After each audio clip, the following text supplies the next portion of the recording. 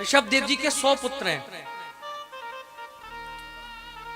ऋषभदेव जी ने आज अपने सारे पुत्रों को बुलाया और बुला करके प्रश्न किया, बोले बताओ ये मानव की देह क्यों मिली। अब महाराज राजा के पुत्र हैं तो राजा के जैसा ही जवाब देंगे। बड़ा बेटा बोला राज्य करने के लिए, दूसरा बोला शिकार खेलने के लिए, तीसरा बोला महाराज संगीत सुनने के लिए, चौथा बोला सोने के लिए, पांचवा बोला भोजन करने के लिए। ऋषभदेव जी बोले हो गया कल्याण।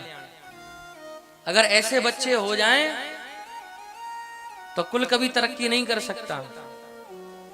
99 पुत्रों ने ऐसे ही उत्तर दिया।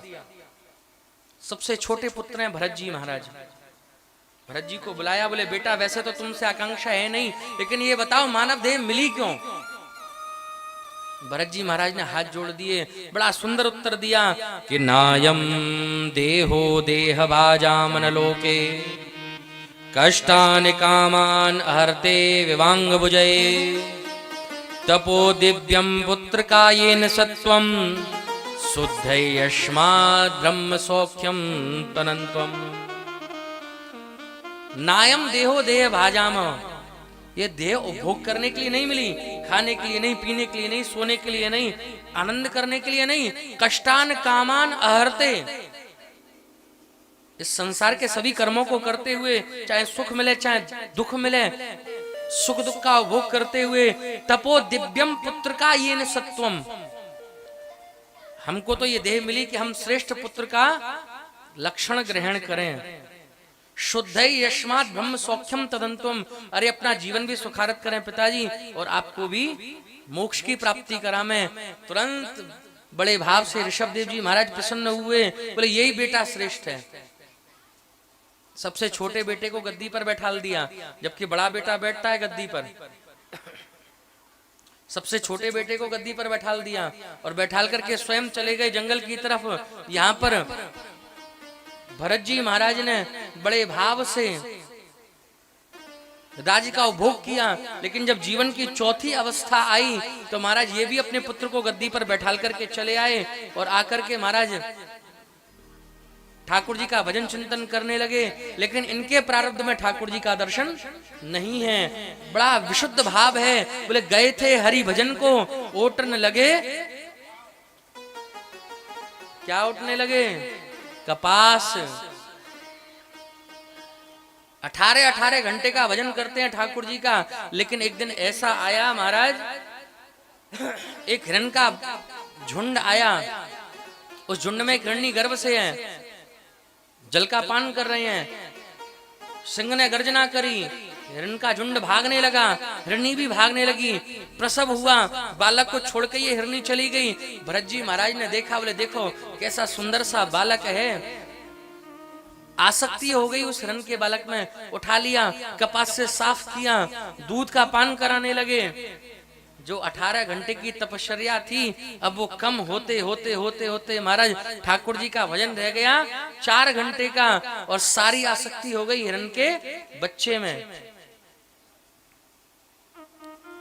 एक दिन हिरण का बच्चा बड़ा हुआ, अपने पैरों पर चलने लायक हुआ, जंगल की तरफ निकल गया।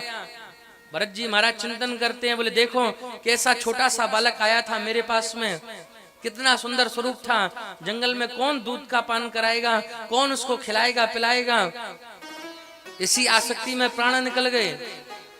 अंतकाले यथामति तथैव गति, आसक्ति हुई हिरण के बच्चे में, योनि की प्राप्ति हुई हिरण की।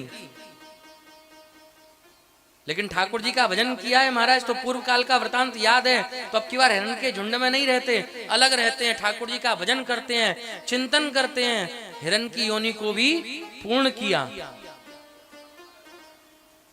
अगला जन्म अंगिरस गोत्र में ब्राह्मण कुल में इनका जन्म हुआ, और जब ब्राह्मण कुल में इनका जन्म हुआ तो क्या किया, प्रवृत्ति संत की है।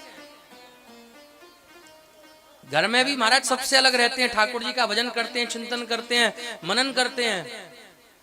पिताजी ने कर्मकांड पढ़ाने का प्रयास किया, पिताजी को कर्मकांड पढ़ के याद करके नहीं सुनाया।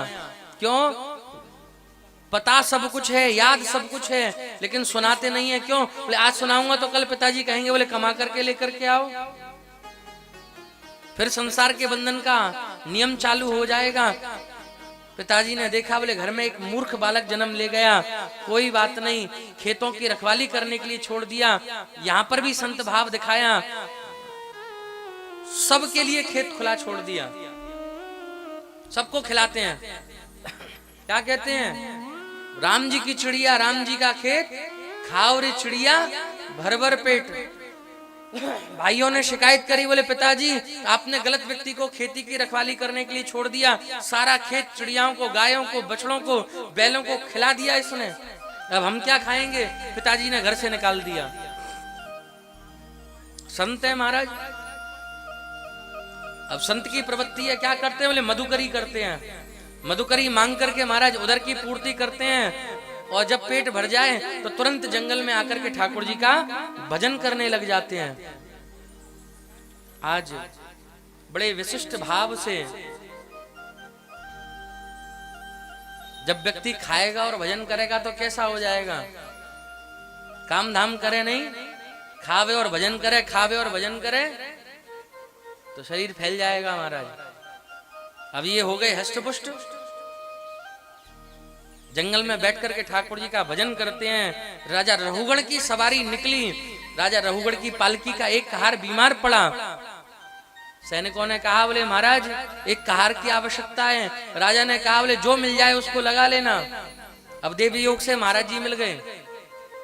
इतने संत हैं कि एक दिन कोल भील इनको ले गए बलि चढ़ाने के लिए, उनके साथ में चल दिए। और जैसे ही बलि चढ़ाने लगे, ठाकुर जी भद्रकाली के स्वरूप में प्रकट हुए, इन सारे कोल भीलों का उद्धार किया, भरत जी महाराज के प्राणों की रक्षा करी। इतने संत हैं, स्वयं ठाकुर जी ने आकर के प्राणों की रक्षा करी। लेकिन सैनिकों ने कहा, बोले पालकी में लग जाओ, तो चुपचाप पालकी में लग गए। आज किसी से कह दो, बोले जरा हमारा दूध ला दो, अच्छा नौकर समझ लिया। आज से 15 साल पहले तक तो ऐसी स्थिति थी कि एक दूसरे का काम सब लोग वाग कर दिया करते थे। लेकिन महाराज अब ये समय ऐसा आ गया, अब कोई काऊ को काम करवे में संतुष्ट नहीं है।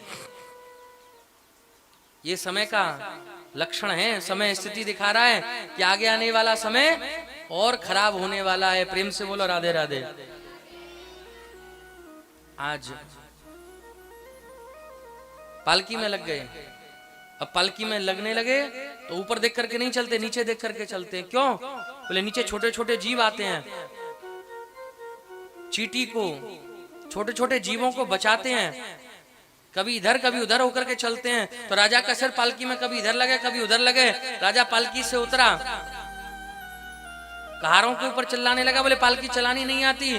कहारों ने तुरंत शरणागति ग्रहण की, बोले महाराज हमारा कोई दोष नहीं, हाँ राजा मृत्यु दंड दे दे, हमारा कोई दोष नहीं। महाराज ये नया कहार जो आया है यही कभी इधर कूदता है कभी उधर कूदता है, इसी से पूछो क्यों कूद रहा है। राजा ने पूछा, बोले भैया पालकी चलानी नहीं आती क्या। बोले चला तो रहा हूं, और कैसे चलाऊं। बोले कभी इधर उधर क्यों कूदते हो। बोले छोटे छोटे जीव आते हैं उनको बचाता हूं। बोले एक राजा में और एक छोटे जीव में क्या अंतर है आपको नहीं पता। बोले मुझे तो नहीं पता। जो जीवात्मा उन छोटे छोटे जीवों में निवास करती है वही जीवात्मा आपके अंदर है। राजा रहुगण चरणों में बैठ गया। बोले लगता है ये कोई संत है जो ज्ञान देने के लिए मुझको आए हैं। बोले महाराज आपका नाम क्या है। बोले मैं तो स्वयं नहीं जानता। इससे पहले जन्म में हिरण था, उससे पहले जन्म में राजा भरत था। महाराज अगर बुरा नहीं मानो तो एक बात कहूं। बोले कहो। बोले आपका नाम भरत नहीं जड़ भरत होना चाहिए। जड़ माने मूर्खता। बोले भैया तुम कुछ भी कह लो, क्रोध नहीं किया। राजा रहुगण को लगा, बोले ये वास्तविकता में कोई संत है, मेरे अपशब्द कहने पर भी क्रोध नहीं करता। बोले महाराज एक बात बताइए, क्या आप ज्ञान देने के लिए मुझे कोई संत पधारे हैं। बोले मैं कोई ज्ञान देने के लिए नहीं आया। राजन इस समय अगर जीव के लिए कोई कर्म है तो वो केवल और केवल ठाकुर जी का भजन है। कब कौन सा समय हमारा आखिरी हो जाए हम नहीं जानते। हम लोग सोचते हैं बोले अंतिम समय में ठाकुर जी का भजन करेंगे, अंतिम समय में करेंगे, लेकिन अंतिम समय में मन लगेगा नहीं।